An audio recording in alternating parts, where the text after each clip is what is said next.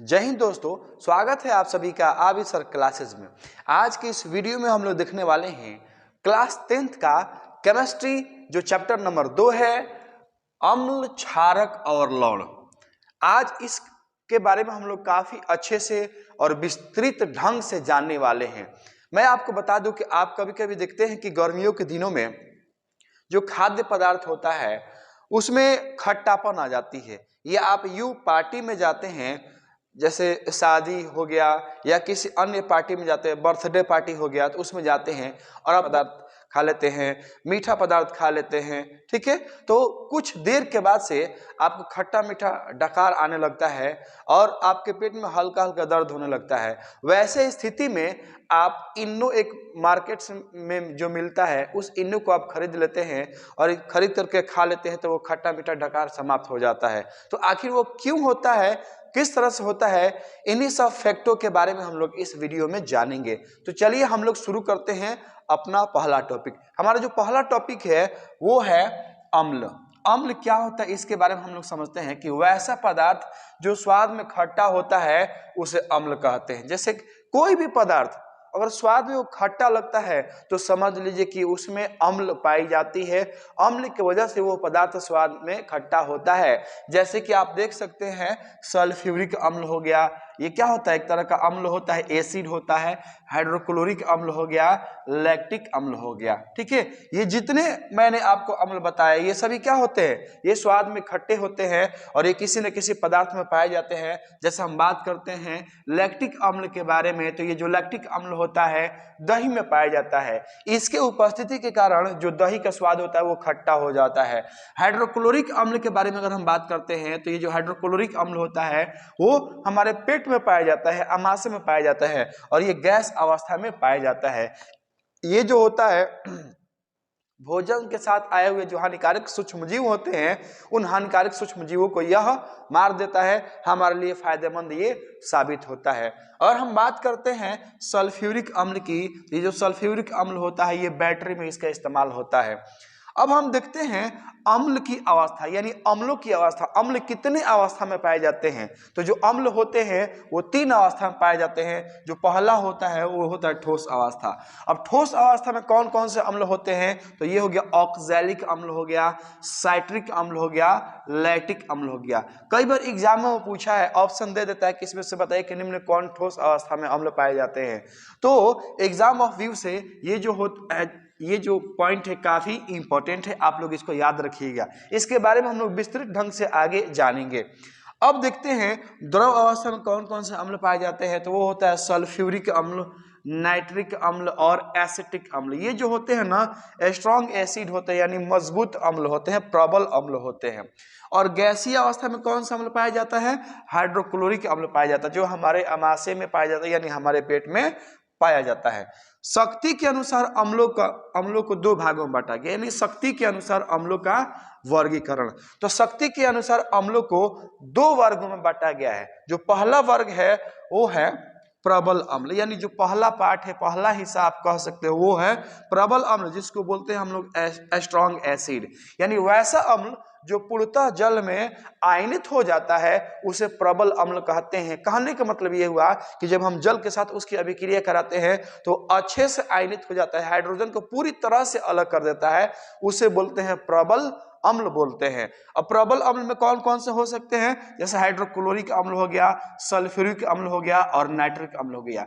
ये जो अम्ल होते हैं काफी खतरनाक होते हैं, काफी डेंजरस होते हैं। नाइट्रिक अम्ल हो गया, कभी कभी देखते हैं कि जो एसिड अटैक होता है वो नाइट्रिक अम्ल होता है। ये इतना खतरनाक होता है कि चमड़ा को जला देता है, यहाँ तक कि हड्डी को जला देता है, ठीक है। सल्फ्यूरिक अम्ल भी होता है, ये खतरनाक होता है, इससे थोड़ा सा कम होता है लेकिन ये खतरनाक होता है, इससे भी एसिड अटैक होता है, ठीक है। अब जो दूसरा होता है वो होता है दुर्बल अम्ल। दुर्बल अम्ल क्या होता है, वैसा अम्ल जो आंशिक रूप से जल में आयनित होता है, यानी ये जल में पूर्णतः हाइड्रोजन को विखंडित नहीं करता है, उसे कहा जाता है दुर्बल अम्ल। क्या कहा जाता है, दुर्बल अम्ल कहा जाता है। जैसे आप समझ सकते हैं कार्बोनिक अम्ल हो गया, टार्टरिक अम्ल हो गया, फॉर्मिक अम्ल हो गया। ये जो होता है ये दुर्बल अम्ल होता है, यानी वीक एसिड होता है।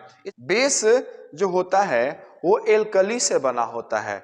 और जो एल्कली होता है अरबी भाषा अल्क्यूली से बना होता है, और अल्क्यूली का मतलब होता है पौधों का राख। अल्क्यूली का मतलब क्या होता है? पौधों का राख होता है। और जो पौधों का राख होता है वो स्वाद में कैसा होता है? कड़वा होता है या खारा होता है। अब यहीं से क्षारक का परिभाषा निकल के आता है कि क्षारक होता क्या है। तो वैसा पदार्थ जो स्वाद में खारा या कड़वा होता है उसे क्षारक कहते हैं। जैसे कि सौंफ, साबुन, आपने साबुन देखा होगा, ठीक है। साबुन का स्वाद कैसा होता है? कैसा होता है? खारा होता है। चूना देखे होंगे, जो चूना का स्वाद होता है वो कैसा होता है? खारा होता है। धोवन सोडा हो गया, धोवन सोडा, जो धोवन सोडा होता है, धोवन सोडा का स्वाद कैसा होता है? खारा होता है।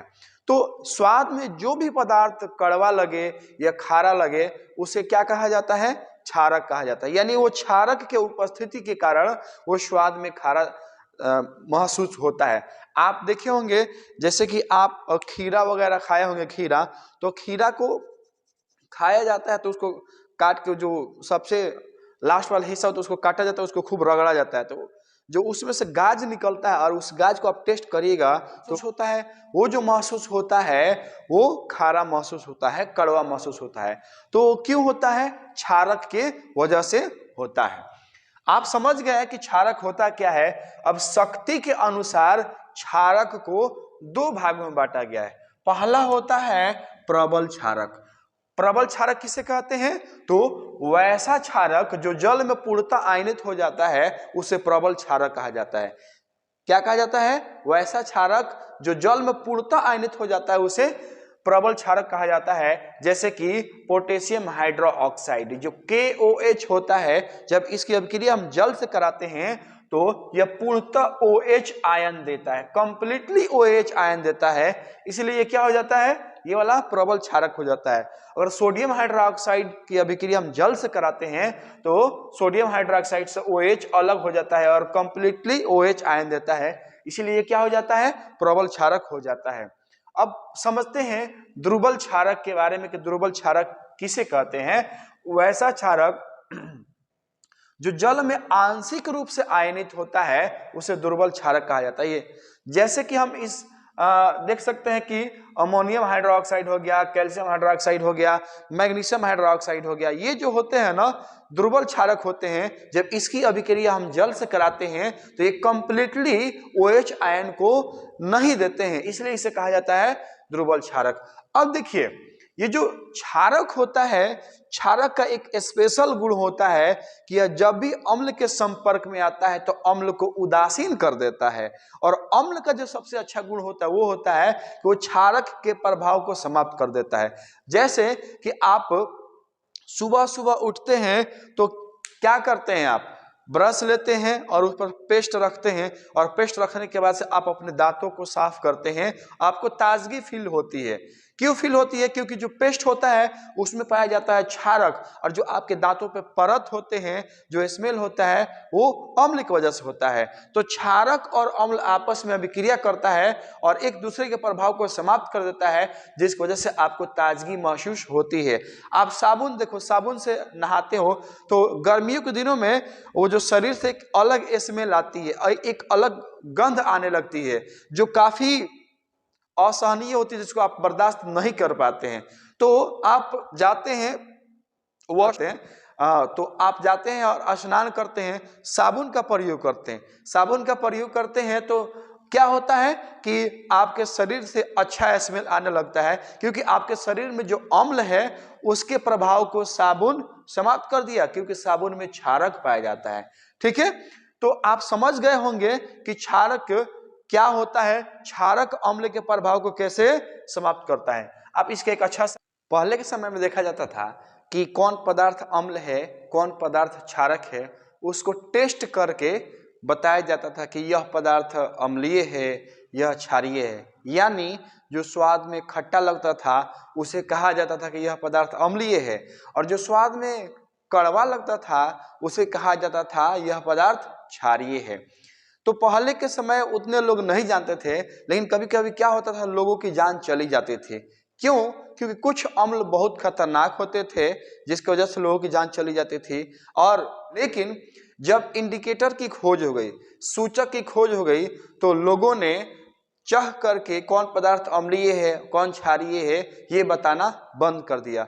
अब उसके जगह पर इंडिकेटर का प्रयोग लोग करने लगे, है ना, जिसकी वजह से आसानी से बताया जा सकता है कि कौन पदार्थ अम्लीय है और कौन पदार्थ क्षारीय है। तो आइए समझते हैं सबसे पहले कि इंडिकेटर होता क्या है, जिसको हिंदी में बोलते हैं सूचक। सूचक क्या होता है? तो वैसा पदार्थ जो अपने रंग गंध में परिवर्तन ला करके पदार्थों की अम्लीयता या क्षारीयता को बताता है, उसे इंडिकेटर कहा जाता है, यानी सूचक कहा जाता है। आप समझ सकते हैं, जैसे कि लिटमस पत्र हो गया, हल्दी हो गया, प्याज हो गया, ठीक है, तो ये अपने रंग में गंध में परिवर्तन ला करके ये बता देते हैं कि कौन पदार्थ अम्लीय है और कौन पदार्थ क्षारीय है। ठीक है, जैसे आप देखो कि सूचक को 3 भागों में बांटा गया। सूचक कितने प्रकार के होते हैं? 3 प्रकार के होते हैं। पहला होता है प्राकृतिक सूचक, जिसको बोलते हैं नेचुरल इंडिकेटर, यानी ऐसा सूचक जो प्रकृति से प्राप्त होता है उसे प्राकृतिक सूचक कहा जाता है, जैसे कि हल्दी और लिटमस। अब ये हल्दी कैसे बताता है कि कौन पदार्थ अम्लीय है और कौन पदार्थ क्षारीय है? तो मैं आपको बता दूं कि जो हल्दी होता है, हल्दी का रंग कैसा होता है?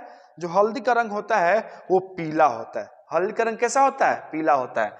जब इस हल्दी में अम्ल को डाला जाता है या जब अम्ल के संपर्क में हल्दी आता है तो इसके रंग में कोई परिवर्तन नहीं होता है, और ज्यों ही हल्दी क्षारक के संपर्क में आता है इसका रंग हो जाता है गुलाबी, यानी पिंक कलर का हो जाता है। जैसे आप देखे होंगे कि जब खाना बनता है तो खाना में हल्दी डाला जाता है ना, जैसे सब्जी बन गया उसमें हल्दी डाल दिया जाता है, और जब वही ग्रेवी आपके कपड़े पे गिर जाती है तो उसको एकदम रगड़ रगड़ के धोया जाता है साबुन से, जिसकी वजह से वो क्या हो जाता है? समाप्त हो जाता है, यानी जो दाग होता है, धब्बा होता है, वो समाप्त हो जाता है। आप देखते होंगे कि जब बर्तन साफ किया जाता है तो उसमें जूठा के रूप में हल्दी का कुछ अवशेष पाया जाता है बर्तन के चारों तरफ, जिसको आप जूठा कहते हैं अपनी भाषा में। जब उसे साफ करना होता है तो सर्फ का प्रयोग करते हैं या साबुन का प्रयोग करते हैं, और जैसे उस पर सर्फ या साबुन लगाते हैं तो वो क्या हो जाता है? वो जो होता है ना, वो पिंक कलर का हो जाता है और आसानी से छूट जाता है। अब समझते हैं लिटमस पत्र। लिटमस पत्र क्या होता है? लिटमस पत्र जो होता है एक प्राकृतिक सूचक होता है। इसका जो प्राकृतिक रंग होता है वो बैंगनी होता है, और यह थैलोफाइटा समूह के लीचेन पौधे से प्राप्त किया जाता है। कैसे प्राप्त किया जाता है? लीचेन पौधे से। इसको हम लोग 2 तरह से बनाते हैं, एक लाल लिटमस पत्र और एक नीला लिटमस पत्र। कैसा? कौन कौन? लाल लिटमस पत्र और नीला लिटमस पत्र। अब देखिए, जो लाल लिटमस पत्र होता है अम्ल के संपर्क में आता है तो इसके रंग में कोई परिवर्तन नहीं होता है, और जैसे ही लाल लिटमस पत्र क्षारक के संपर्क में आता है इसका रंग बदल जाता है और ये हो जाता है नीला। कैसा हो जाता है? नीला हो जाता है। अगर नीले लिटमस पत्र के बारे में बात करें तो जो नीला लिटमस पत्र होता है जब अम्ल के संपर्क में आता है तो यह लाल हो जाता है, और जब क्षारक के संपर्क में आता है तो यह इसके रंग में कोई परिवर्तन नहीं होता है। तो आपने देखा कि किस तरह से जो प्राकृतिक सूचक हल्दी लिटमस पत्र अपने रंग को परिवर्तित करके बता दिए कि कौन पदार्थ अम्लीय है और कौन पदार्थ क्षारीय है। अब देखो, अब इस लिटमस पत्र से हल्दी से आसानी से पता लगाया जा सकता है कि कौन पदार्थ अम्लीय है और कौन पदार्थ क्षारीय है। अब देखा जाता है संश्लेषित सूचक, जिसको बोलते हैं सिंथेटिक इंडिकेटर। संश्लेषित सूचक क्या होता है? यानी वैसा सूचक जिसको प्रयोगशाला में तैयार किया जाता है, प्रयोगशाला में बनाया जाता है, उसे कहा जाता है संश्लेषित सूचक। क्या कहा जाता है उसे? संश्लेषित सूचक कहा जाता है। जैसे कि मिथाइल ऑरेंज हो गया, फिनोल्फथालीन हो गया। कौन कौन? मिथाइल ऑरेंज और फिनोल्फथालीन। अगर हम मिथाइल ऑरेंज की बात करें तो जो इसका रंग होता है मिथाइल ऑरेंज की, यह होता है नारंगी रंग का। कैसा होता है? नारंगी रंग का। और जब यह अम्ल के संपर्क में आता है तो इसका रंग लाल हो जाता है। जब ये अम्ल के संपर्क में आता है मिथाइल ऑरेंज तो इसका रंग कैसा हो जाता है, लाल हो जाता है। और जब क्षारक के संपर्क में आता है तो इसका रंग पीला हो जाता है। कैसा हो जाता है, पीला। एक बार और सुनिए, मिथाइल ऑरेंज जब अम्ल के संपर्क में आता है तो इसका रंग लाल हो जाता है, और जब क्षारक के संपर्क में आता है यानी क्षारीय विलयन में जाता है तो इसका रंग पीला हो जाता है। फिनोल्फ्थालीन की बात करें तो जो फिनोल्फ्थालीन होता है यह रंगहीन होता है, इसमें कोई रंग नहीं होता है। और जब यह अम्ल के संपर्क में आता है तो इसके रंग में कोई परिवर्तन नहीं होता है। और जैसे यह क्षारक के संपर्क में जाता है फिनोल्फ्थालीन तो इसका रंग बदल जाता है, और रंग बदल करके यह हो जाता है गुलाबी। कैसा हो जाता है, गुलाबी रंग का हो जाता है। कौन, फिनोल्फ्थालीन हो जाता है। अब देखते हैं गंधीय सूचक, वैसा सूचक जो अपने गंध में परिवर्तन ला करके पदार्थों की अम्लीयता या क्षारीयता की सूचना देता है, उसे गंधीय सूचक कहते हैं। कुछ ऐसे सूचक होते हैं जो अम्ल के साथ क्षारक के साथ आते हैं और अपने गंध में परिवर्तन कर लेते हैं, उसे हम लोग बोलते हैं गंधीय सूचक। जैसे कि हो गया लौंग का तेल, प्याज। क्या हो गया, लौंग का तेल, प्याज। तो जो लौंग का तेल होता है इसमें एक विशेष प्रकार की गंध होती है, इसमें एक विशेष प्रकार की महक होती है। अब देखिए, लौंग का तेल जब अम्ल के संपर्क में आता है तो इसकी जो गंध होती है वो समाप्त हो जाती है। इसकी गंध क्या होती है, समाप्त हो जाती है। और जब क्षार के संपर्क में जाता है तो इसकी गंध में कोई परिवर्तन नहीं होता है। प्याज के बारे में देखते हैं तो जो प्याज होता है, प्याज, इसमें भी एक विशेष प्रकार की गंध होती है, और जब यह अम्ल के संपर्क में जाता है तो इसका गंध समाप्त हो जाता है। क्या होता है, इसका गंध समाप्त हो जाता है। ठीक है, और इसका गंध में कोई परिवर्तन नहीं होता है, लेकिन जैसे ही यह क्षारक के संपर्क में आता है इसका गंध समाप्त हो जाता है। इस प्रकार कहा जाता है कि ये जो अपने गंध और गंध में ये परिवर्तन ला करके पदार्थों की अम्लीयता और क्षारीयता को यह आसानी से बता देते हैं। ठीक है, तो आज के वीडियो में हम लोग बस इतना ही जानते हैं। अगर आपको ये वीडियो अच्छा लगा है तो आप इस वीडियो को लाइक करें, सब्सक्राइब करें, शेयर करें और ज़्यादा से ज़्यादा इस वीडियो को फैलाएं। देखिए, आप कमेंट नहीं करते हैं तो मुझे बिल्कुल अच्छा नहीं लगता है। आप कमेंट करते हैं तो उससे मुझे एक अलग एनर्जी मिलती है, एक अलग ताकत मिलती है। इसलिए आप भर भर के कमेंट करें, और जो रेड बटन है सब्सक्राइब वाला वो रेड नहीं होना चाहिए, उसको सफेद कर देना है। तो आज के लिए बस इतना ही, मिलते हैं हम लोग अगले क्लास में। जय हिंद, जय भारत।